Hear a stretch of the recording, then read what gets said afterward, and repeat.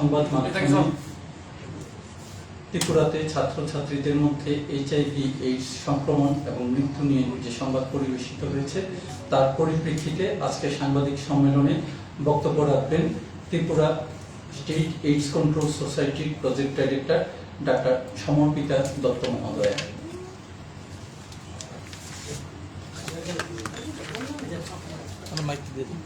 ত্রিপুরা রাজ্যে দেখা গেছে ত্রিপুরা রাজ্যে আমাদের এইচআইভি আজকের নতুন করে ইনফেকশনটি নয়, সেটি 1996 সালের থেকে আমাদের ফার্স্ট কেস ডিটেক্ট হয়েছিল ত্রিপুরা রাজ্যে। তখন থেকে আজ পর্যন্ত আমাদের এইচআইভি ইনফেকশন চলে যাচ্ছে এবং আমাদের স্টেটে এইচআইভি এইডস কন্ট্রোল প্রোগ্রামটা যেটা রয়েছে সেটাও রান করছে 1999 সাল থেকে। তো দেখা গেছে যে আমাদের ওভারঅল যে সংখ্যাটা সেটা তো রয়েছেই, তার মধ্যে দেখা যাচ্ছে যে যুবকদের মধ্যে বা ছাত্রছাত্রীদের মধ্যে সেটা বেড়ে আছে। কেননা তারা বিভিন্ন ধরনের রিস্ক বিহেভিয়ার করেন, হাই রিস্ক নেন, যেরকম ইনজেক্টেবল ড্রাগ ইউজ করেন। তো সেই কারণে ইনজেক্টেবল ড্রাগ ইউজের মাধ্যমে এইচআইভি ইনফেকশনটা ছড়ায় বিভিন্নভাবে। তো সেই কারণেই দেখা গেছে যে আমাদের রাজ্যে ইনফেকশনটা রয়েছে। আর এই সম্পর্কে বলতে চাইবো যে এটা হ্যান্ডেল করার জন্য আমাদের রাজ্যের যে এইডস কন্ট্রোল প্রোগ্রামটা চলছে সেটা বিভিন্ন হাই রিস্ক গ্রুপকে টার্গেট করে করছে। আর আমরা পুরো ন্যাশনাল এইডস কন্ট্রোল অর্গানাইজেশনের স্ট্র্যাটেজিকে মেনে আমরা এই প্রোগ্রামটা চালাচ্ছি। আর বিভিন্ন স্ট্র্যাটেজি বিভিন্ন হাই রিস্ক গ্রুপকে টার্গেট করছে, তাদেরকে স্ক্রিনিং করছে, তাদের জন্য ট্রিটমেন্ট দিচ্ছে। আর ট্রিটমেন্টটাও সম্পূর্ণভাবে ফ্রি অফ কস্ট দেওয়া হচ্ছে আমাদের ন্যাশনাল এইডস কন্ট্রোল প্রোগ্রামের তরফ থেকে।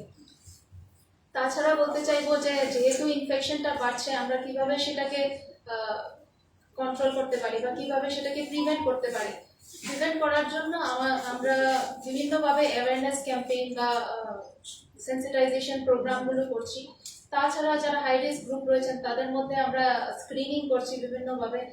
আর স্ক্রিনিং করার পরিপ্রেক্ষিতে আমরা যাদেরকে পজিটিভ পাচ্ছি তাদেরকে আমরা রেজিস্ট্রেশন করছি। আমাদের রাজ্যে এখন অবধি 154টার মতন সেন্টার রয়েছে যেখানে কাউন্সেলিং এবং টেস্টিং হয় এইচআইভি রিলেটেড। তো শুধুমাত্র স্টুডেন্টসদের মধ্যেই নয়, আমরা বিভিন্ন ক্যাটাগরি অফ পেশেন্ট বা বিভিন্ন মানুষেরা যারা নিজেদের স্ক্রিনিং করাতে চান তারা এই সেন্টারগুলোতে গিয়ে স্ক্রিনিং করাতে পারেন।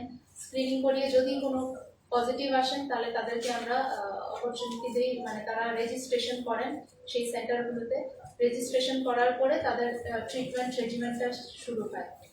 তো এইচআইভি আমরা সবাই জানি যে সেটা কমন সাধারণ রোগের মতন ওয়াটার বর্ন বা এয়ার বর্ন মাধ্যমে ছড়ায় না, সেটি কিছু স্পেশাল সার্কামস্ট্যান্সেস আছে তাতে ছড়ায়, যেমন কি গর্ভবতী মায়ের থেকে শিশুদের মধ্যে, বা আপনার ইনফেক্টেড ব্লাড যদি ট্রান্সফিউজ করা হয় তখন ছড়ায়। তো আর আপনার এই যে ইনজেক্টেবল ড্রাগ ইউজের মধ্যে যে শেয়ারিং অফ নিডলসগুলো হয়, স্টুডেন্টসরা দেখা যায় বা অনেক ক্ষেত্রে যুবকরা দেখা যায় যে নিডল শেয়ার করছে। তো এই শেয়ারিং অফ নিডলের কারণে ইনফেকশনটা একজন থেকে আরেকজনের মধ্যে ছড়াতে পারে। এই পরিপ্রেক্ষিতে আমাদের সোসাইটি মোটামুটি 14টি ডিপার্টমেন্টের সাথে কোলাবোরেশনে কাজ করছে।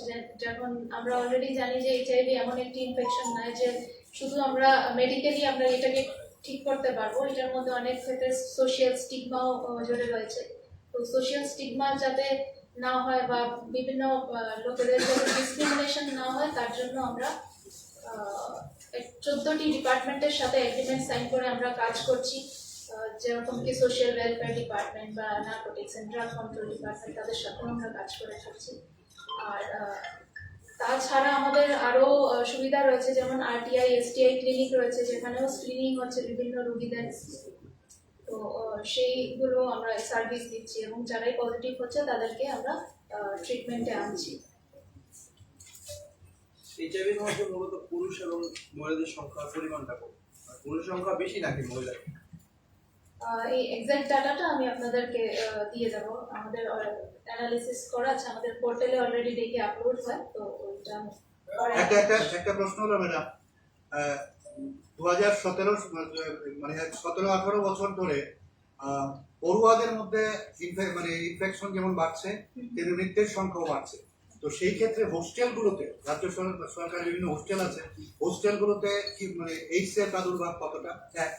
2 নম্বর, বিভিন্ন কলেজ এবং স্কুল ও হোস্টেলগুলোতে এই এইডস এর প্রাদুর্ভাব কমানোর জন্য এইডস কন্ট্রোল সোসাইটি কি পদক্ষেপ নিছে? 3, আগরতলা পুর নিগম এলাকায় বিভিন্ন সময় দেখা যায় এইডস এর প্রাদুর্ভাব বেশি, এখন কি অবস্থায় আছে? যেহেতু যুবক যুবতীদের মধ্যে হয়, সেটা আমরা যখনই ডিটেক্ট করে থাকি আমরা তাদেরকে রেজিস্ট্রেশন করি, কিন্তু রেজিস্ট্রেশন করার সময় আমরা তারা কোন অর্গানাইজেশন বা কোন ইনস্টিটিউট থেকে আসছেন সেই ডাটাটা আমরা ডিসক্লোজ করি না, বা সেটা অনেক সময় তারাও হয়তো ডিসক্লোজ করতে চাইবেন না, কিন্তু তাদেরকে আমরা একটা খুবই কনফিডেন্সিয়ালিটি মেনটেন করে তাদের ইনফরমেশনটা আমাদের রাখতে হয়, কেননা এটা এইডস অ্যাক্ট, এইচআইভি এইডস অ্যাক্টের আওতায় আসে, যেটার মধ্যে পেশেন্ট কনফিডেন্সিয়ালিটিটা মেনটেন করা আমাদের দায়িত্বে পড়ে। আর তাছাড়া আপনি বলছিলেন আপনার সেকেন্ড প্রশ্নটা হোস্টেলগুলোতে কোনো আক্রান্ত আছে কি? আমি কোনো হোস্টেল নাম বলার দরকার নেই, হোস্টেলগুলোতে আক্রান্ত আছে কিনা সেই ধরনের ইনফরমেশন আমাদের কাছে নেই।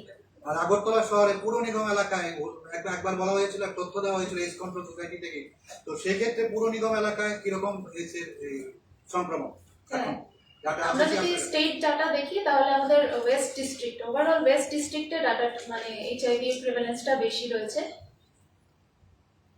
ম্যাডাম একটু ব্রাদার্স মানুষের মনে হচ্ছে যদি একটু ক্লিয়ারলি করতো আমাদের রাজ্যে ওই স্কুলের নাম বলতে হবে না, ওইটা স্কুল এফেক্টেড আর কতজন স্টুডেন্ট এই ডাটাটা মানে আমাদের রাজ্যে বর্তমানে স্ট্যাটাসটা কি, মানে কয়টা স্কুলে এইচআইভি মানে সংক্রমণ এছাড়া এবং কতজন স্টুডেন্ট সংক্রমণ?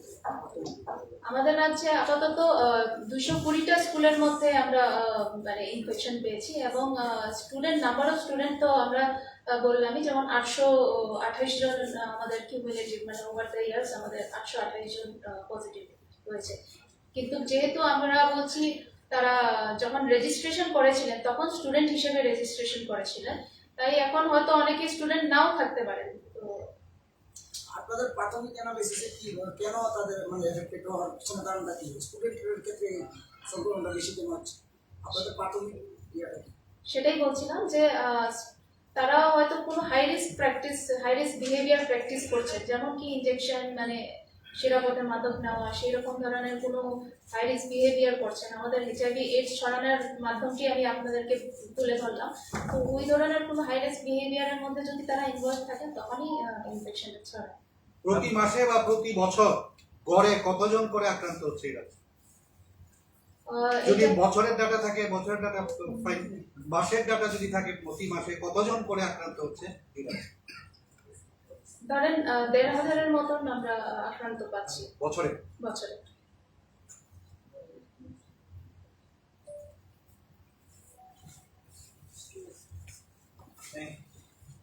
সেই ক্ষেত্রে এই যে রক্ত পরীক্ষার ব্লাড পরীক্ষার বিষয় আছে, তো আপনারা কি মানে বিভিন্ন জায়গায় শিবির করে এরকম ধরনের কোনো পরিকল্পনা আছে বা করছেন কি? হ্যাঁ, আমরা টাইম টু টাইম আমরা স্ক্রিনিং করছি, ইন্টিগ্রেটেড ক্যাম্প কন্ডাক্ট করে, কিন্তু যেটা আমি বললাম এইচআইভি স্ক্রিনিং এর আগেও আমাদের কাউন্সেলিং করতে হবে, পেশেন্ট যদি কনসেন্ট দেয় তাহলে আমরা করতে পারি। তো সেই ধরনের আমরা ক্যাম্পেইন মোডেও করি। এটা আমাদের এইচআইভি এইডস কন্ট্রোল প্রোগ্রাম যেটা ন্যাকোস ডিভাইস করে তাদের স্ট্র্যাটেজির মধ্যেই আছে যে আমরা বিভিন্ন জায়গায় ক্যাম্প করে স্ক্রিনিং করি। ম্যাম, আমরা অনেক সময় শুনি যে মানে এসআইভি এইডস না হলেও অনেকে মানে কিডনিতে ফেল হয়ে যায়, এরকম কোনো কেস আছে? কিডনি ফেল হয়ে যায় অনেক ড্রাগস ইউজ। কিডনি ট্রান্সপ্লান্টেশনের কথা বলছেন না? যদি কেউ ড্রাগস ইউজ করে বা এসআইভি এইডস না হলেও মানে তার মানে কিডনিটা ফেল হয়ে যায় এরকম? হ্যাঁ, ড্রাগস, কিছু নার্কোটিক ড্রাগস আছে যেগুলা অনেক লোকেরা নেয়, সেটার আফটার এফেক্টসে কিডনিও এফেক্ট হতে পারে। তো সেটার সঙ্গে এইচআইভি রিলেটেড নাও হতে পারে, তার মধ্যে এইচআইভি ইনফেকশন নাও হতে পারে, কিন্তু